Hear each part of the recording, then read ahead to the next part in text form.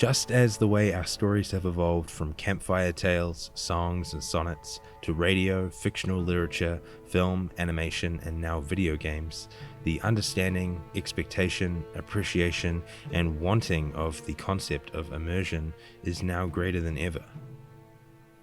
Stemming from the Latin word immersio, first used in the late 15th century, the definition can quite literally translate to total submersion in water. And in modern associations, especially related to the content we absorb and consume, immersion is referred to as a similar submersion, yet more as an act of faith into the fictional worlds that we desire to be a part of.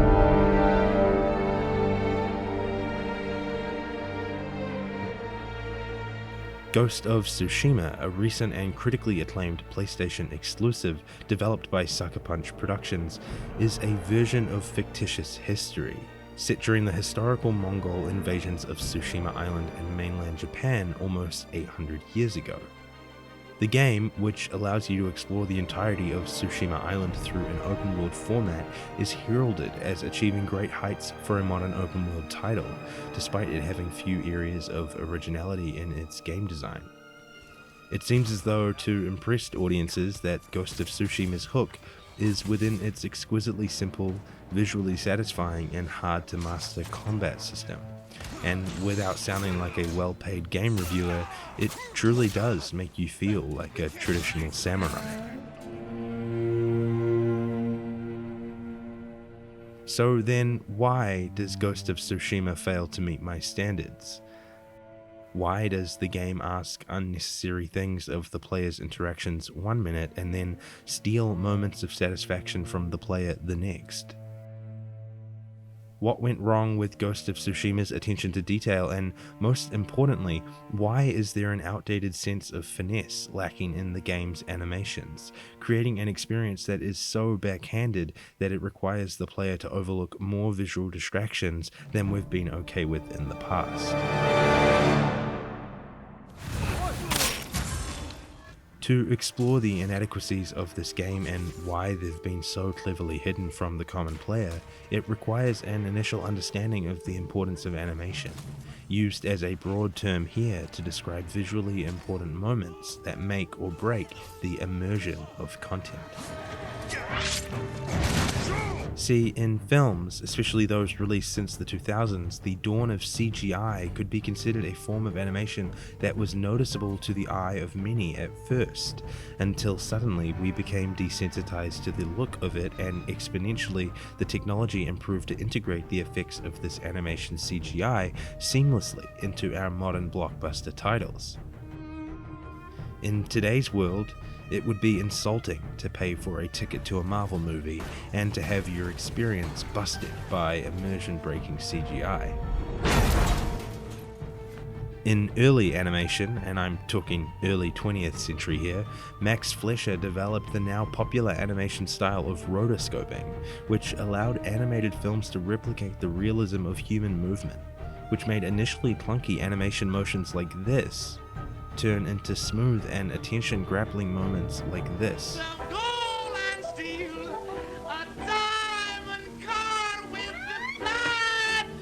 Just as with any exponential technological growth, video games have seen, lived, and survived their own dawn of disasters, especially when it comes down to the highly appreciated power of graphics and animation, the two now almost intertwined as one within this medium.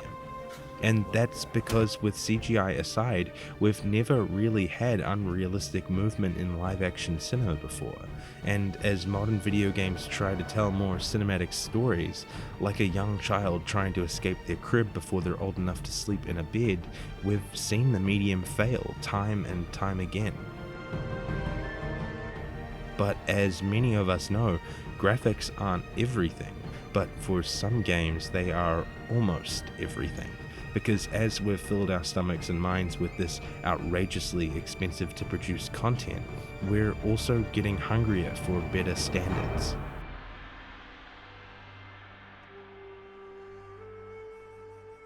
Cinema has, in some way, reached a plateau that games are yet to explore. Because sure, cameras can shoot higher quality and higher frame rates, and CGI is almost invisible now. But until we come up with new subjects to place in front of the lens, people will always be people and move like people. So our expectations have leveled out.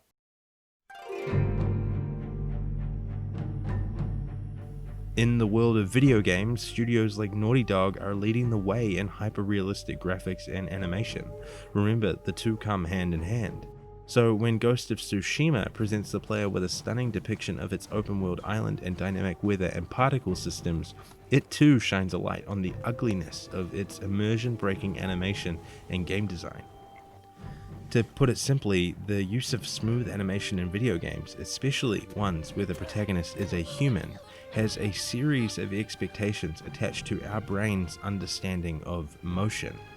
That's why sometimes animation can triumph over graphical quality in video games, because none of the games we've yet to experience look as realistic as cinema or real life. However, the animations of human characters can get much closer to this reality. That's why I personally have found more unpopular titles like Assassin's Creed Unity and the first Watch Dogs to be so compelling for their time, because the characters seem to move and react accordingly to the systems of physics that my brain has been processing since birth. More recent releases like The Last of Us Part 2 and even first-person games like Modern Warfare have achieved varying levels of success with their fan bases because of their immaculate attention to detail, especially within the realm of animation.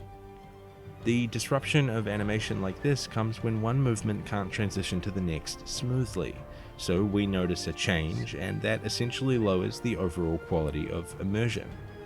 It must be mentioned that for many gamers, this quality of immersion doesn't come close to the importance of fun or functionality, but for lovers of cinema and storytelling like me, there is a desire to want our favorite medium to exceed itself in realism, because just like watching an average movie, it's hard to invest in the characters when they're making unrealistic decisions or when plot holes just simply don't connect.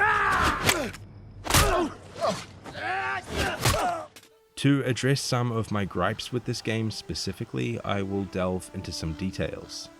When you're sprinting with Jin Sakai, which is the mode of on-foot transport used most commonly, there is absolutely no way to smoothly transition from his run to his walk. You can't pull back on the left stick to slowly and gradually decrease your speed. Instead, the animation for Jin's run needs to come to a halt before he can start walking. This won't affect a lot of players consciously, but in a game like Red Dead Redemption 2, this simple transition can be the factor that allows the player to communicate on behalf of the character. If you've been running and you enter a populated place, just as in real life, you would want to slow down and see things from a new perspective. And I believe, whether it's stated or not, that details in the animation like these are what made Red Dead Redemption 2 stand out as a game that puts you mostly in full control of its character. Another more prevalent and immersion-breaking factor is the way Jin Sakai and the objects on his body interact with the world around him, a flaw most commonly referred to in video games as clipping.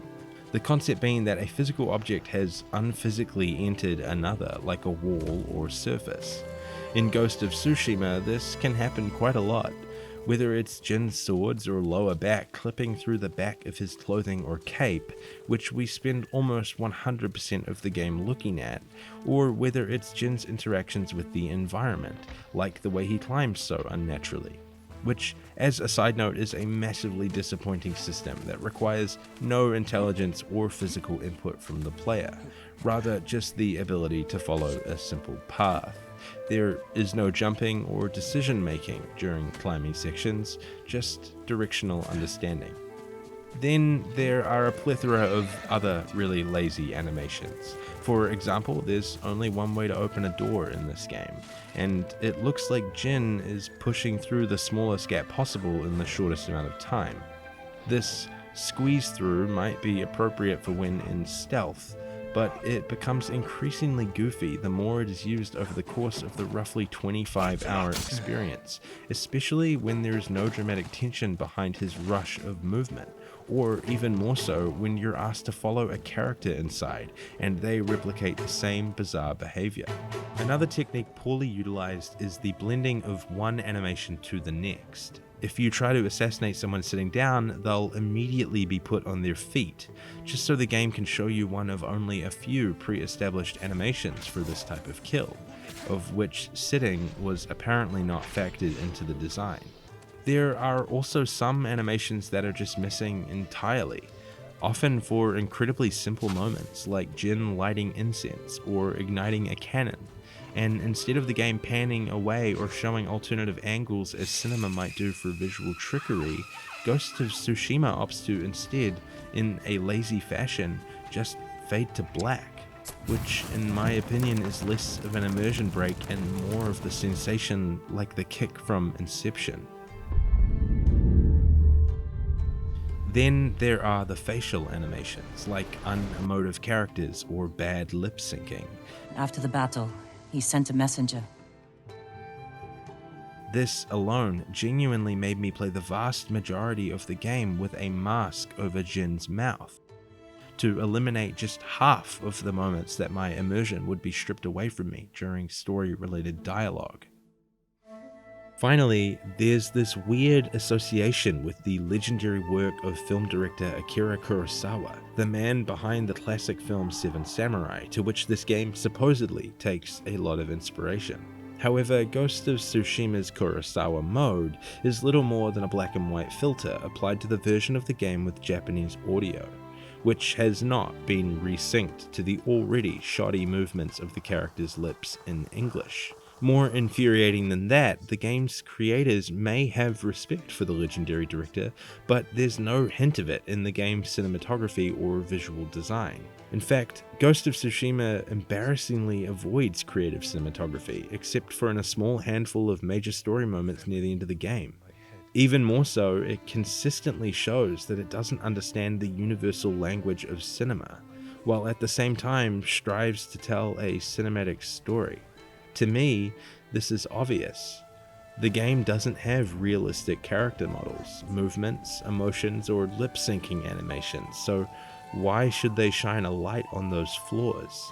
Instead, Sucker Punch make glaringly abrupt decisions like the aforementioned fading to black, or the fact that almost all major dialogue moments in side quests and main missions alike take place with the camera positioned well away from the characters in a wide shot, making it subconsciously very hard to find a connection with them or their stories.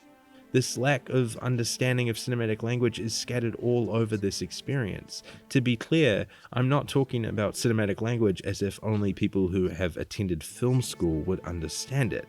I'm talking about simple concepts like this area of the game that shows us Castle Kanada with a location title, and then moments later feels the need to tell us that hours have passed since that very shot, when in the medium of film, the cut itself and the change in time of day would be the basis for that cinematic language. In storytelling, there is now such an abundance of content. There are too many films to watch in one lifetime, too many games, books, and TV shows absolutely. And so the greatest content has always risen to the top because usually it treats the audience as if they are intelligent, thinking, engaged humans. Movies that disappoint you aren't usually because of anything except for their ability to treat you as intelligent, or perhaps sometimes because those behind the camera are unintelligent themselves. So when Ghost of Tsushima's story is mildly interesting and its characters well performed, but the dialogue feels as though it's been dumbed down to be understandable and digestible by an audience that is far too young to purchase the game, then players like myself, who want to wrap their head around a slightly more complex story or set of themes, end up with an experience along the lines of a point-and-click adventure. For example, Jin examines things in some quests that have an element of mystery, only to piece together everything for you in basic one-line dialogue interactions with himself that provide no room for intelligent interpretation by the player, and instead become a tedious tracking mission almost every single that time. I can't help but think that Ghost of Tsushima is just part of a machine that throws money into promising projects without vetting the creative intelligence of those behind it. The same machine that churns out film after film into our theaters every year, only for a handful of them to be actually great. In the medium of video games, I understand that money is ultimately what buys visual perfection from extremely well-funded studios like Naughty Dog and Rockstar. But as we progress deeper into this medium, we also have to be on the same page about our expectations of realism and immersion. I, for one, would have just preferred Ghost of Tsushima to have less, where less is more, and the quality of content exceeds the quantity of it. But as per all consumer content these days, the system will only change when it recognizes that we want it to. So, celebrate the games that immerse you, because when this medium reaches its plateau, there's no reason it can't be as visually or narratively engrossing as the best of cinema is now.